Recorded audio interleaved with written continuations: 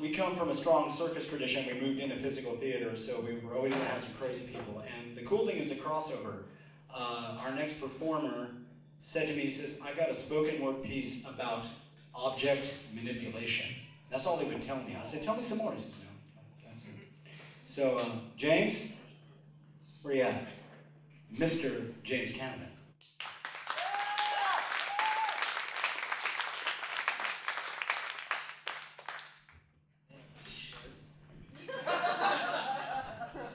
So, first off, a part of this piece was kind of crowdsourced, so I want to thank everyone who put a little bit into that. It really helped me out because of my imagination. While inventive, failed me a couple times during this one, so this is called We're All Object Manipulators. Picture in your mind a class full of bored students. We've all been there, it shouldn't be that hard.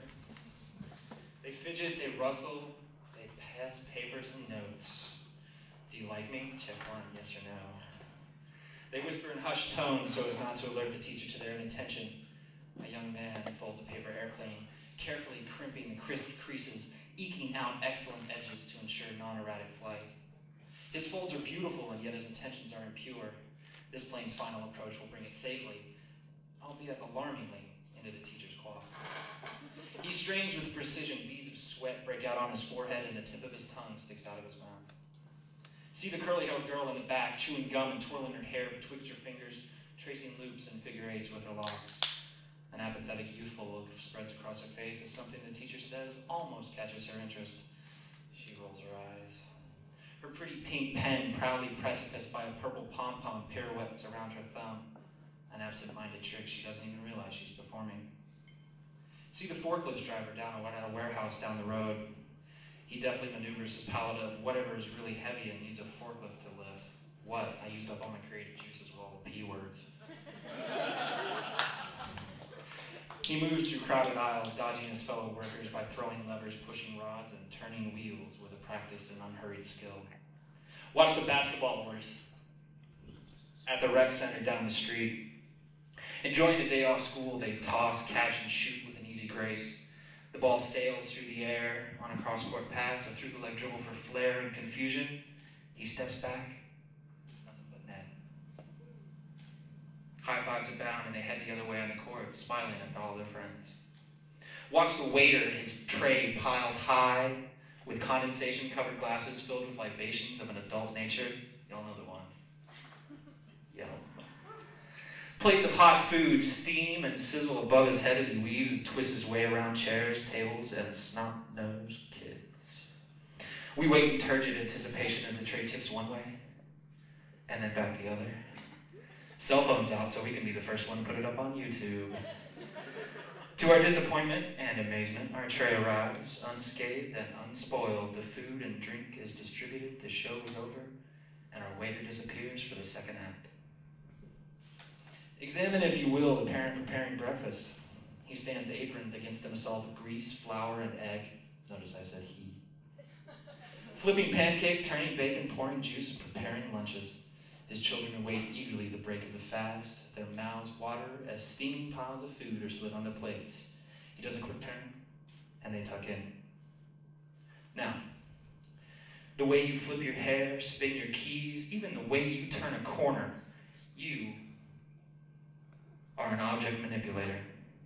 Even writing these words on paper, I have moved an object through time and space along pre-programmed patterns. And I speak them because I've learned to recognize those patterns and manipulate my vocal cords to present them aurally. Now, based on these entirely scientific and research-verified principles backed by scientists around the globe, let us surmise this. All day, all night, all the time, everyone, everywhere, is playing with something. We all play. We get older and the play changes. It evolves, becomes driving, writing, exercise, work. We forget the simple joy that is brought not by the toy, but by the box that it came in and the paper it was wrapped with. We forget that it is not a couch.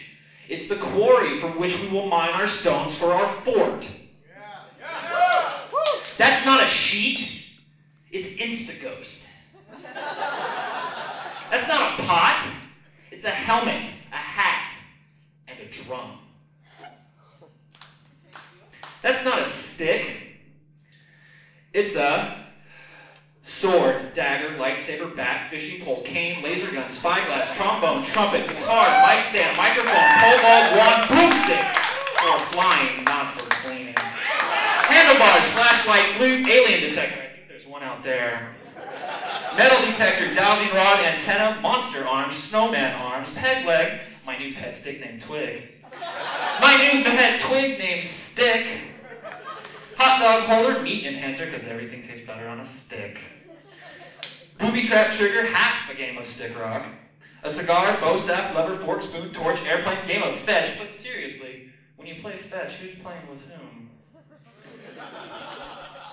And a stake for hunting vampires.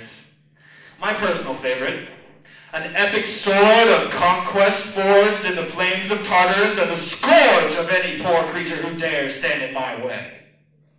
Or any anthill, for that matter.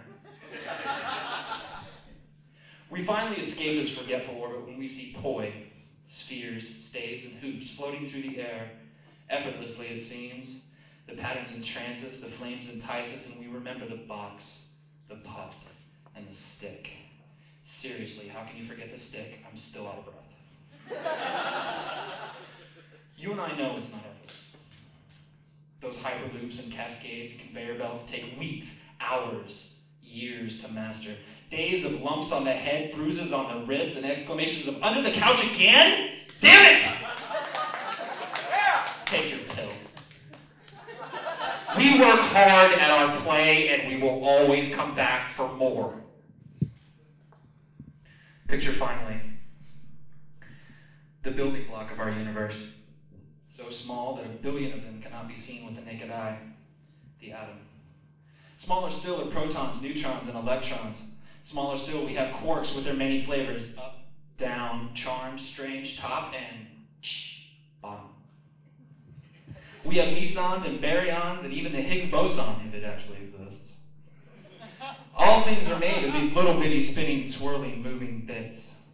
They are so small, and yet they control it all. All stuff is built of smaller things, creating bigger things, creating bigger things. Moving parts in the vast cosmic machine. We are made of these parts. We are part of these parts. We are small, but we are connected to everything. Atoms always move. Therefore, we always move. Always moving, never stopping. Remember the atom. Never stop spinning. Find your center, your home, and love her forever. Play hard, play safe, and happy spinning for all of you. And one more thing. Pay attention and cool, because geeky is sexy.